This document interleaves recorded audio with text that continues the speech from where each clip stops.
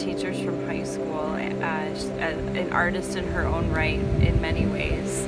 She asked, Mrs. Thielen, this is for you. She asked me to do a little bit of like real time to kind of see my technique, I guess. And it's so funny because I feel like I'm just learning something every single day. So we'll give it a shot. So Mrs. Thielen, this is for you. I'll try to not say anything super cheesy, and if I do, you'll know why. Maybe I cut the sound out when I post this. So we'll just do a little bit. So this is actually for a friend of mine. Just recently moved into a new space, and he asked me to paint some birch trees for him. So I think that was the thing that really got me thinking that maybe I'm a little bit better at painting than I thought in the past, is when I started to paint trees, and I just feel like an incredible connection with them for so many reasons. But it's just a lot easier sometimes too to hang out with trees and think about all the beautiful goodness that they unselfishly give to the world. And I love thinking about that when I'm painting them. So when I'm painting birch trees, which are probably my favorite to paint because they have so much character, and the white allows them to be just, you can see all their scars and bumps, and I think that's really beautiful.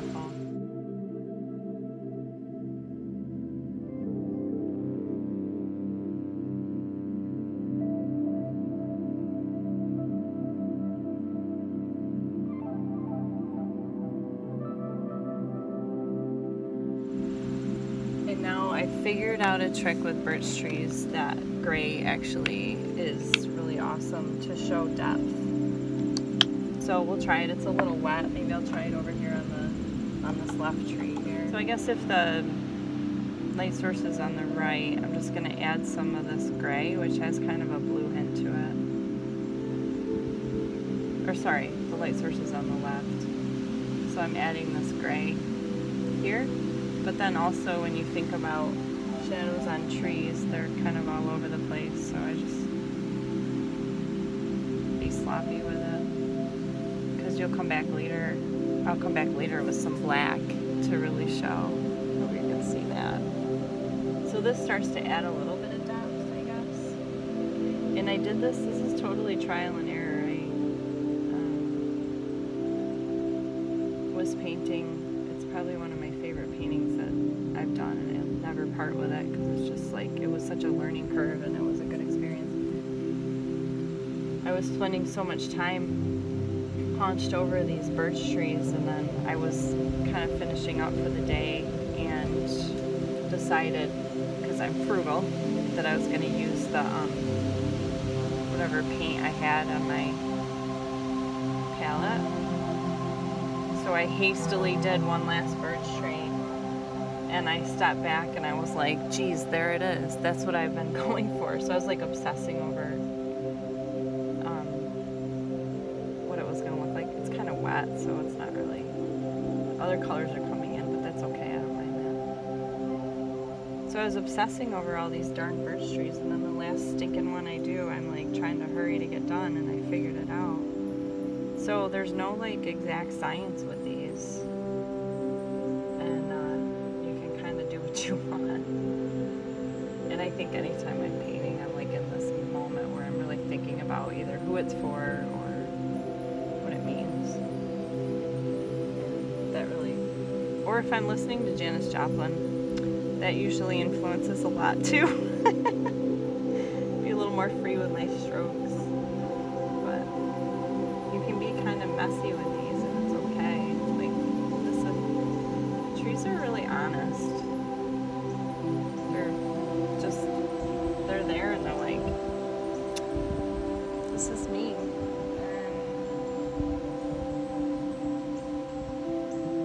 And I'm beautiful, and I'm scarred, and I'm like, that's it. It's pretty simple. So we're gonna do the same.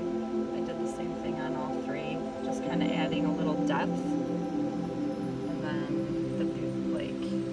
the super fun part of any painting is when you can come in with like the white and the blacks and stuff. So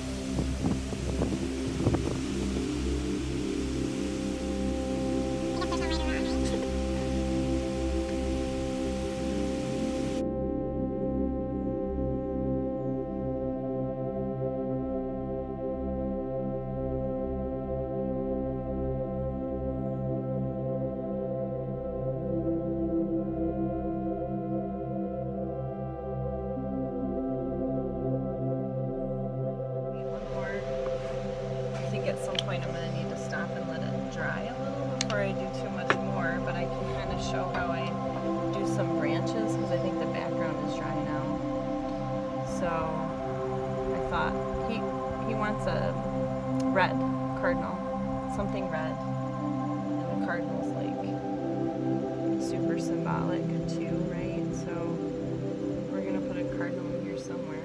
By we, I mean me, I guess.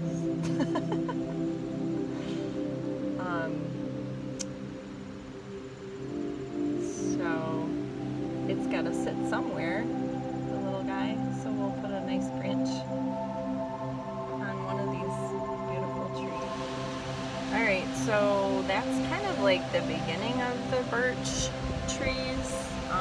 Just to give like a preview of what I'll do it with time lapse, but I'll come in just to tease a little bit here. I usually come in with like a bigger, like blunt brush.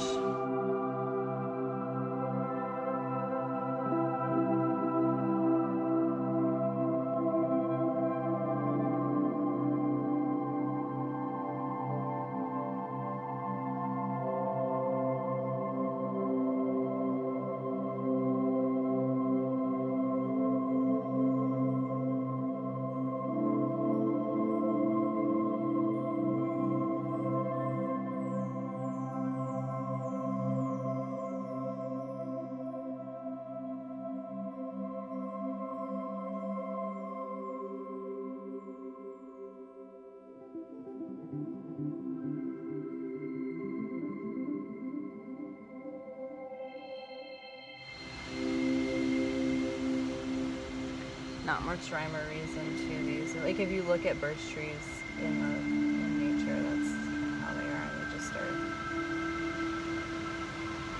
like I said before, they're just super honest. So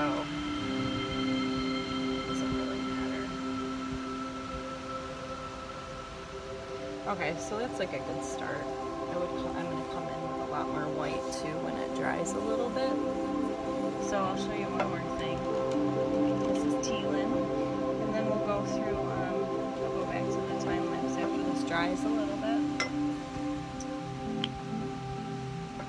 So these branches are usually white. When they're babies, when they're little, they're not white, they're still black. But I drew some on here, so it'll just probably take a minute to kind of carve out some of these. Figure out like how they're coming off the tree trunk. And this is the part, like when I always think of veins when I start doing branches on trees, that veins and tree branches and like rivers and tributaries and stuff have so much in common. They all have that same structure. So I always think about that too. It's kind of interesting how you find that the branching out of things in so many in nature and even in our bodies. It's crazy. I always think about that when I do these.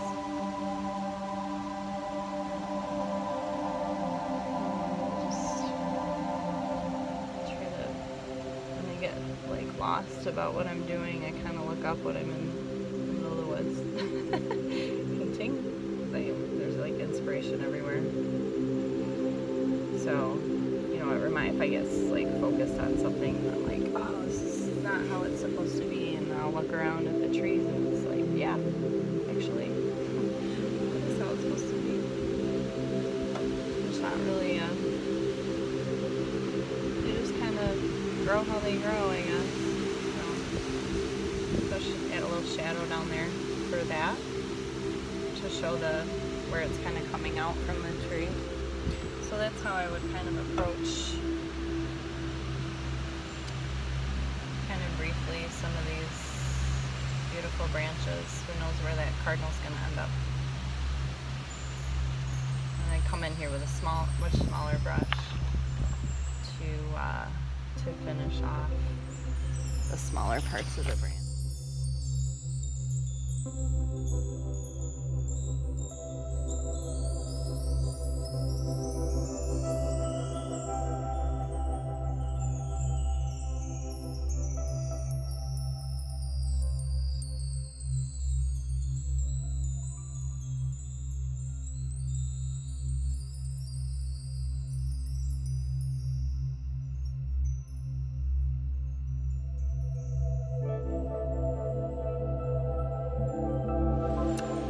that's it.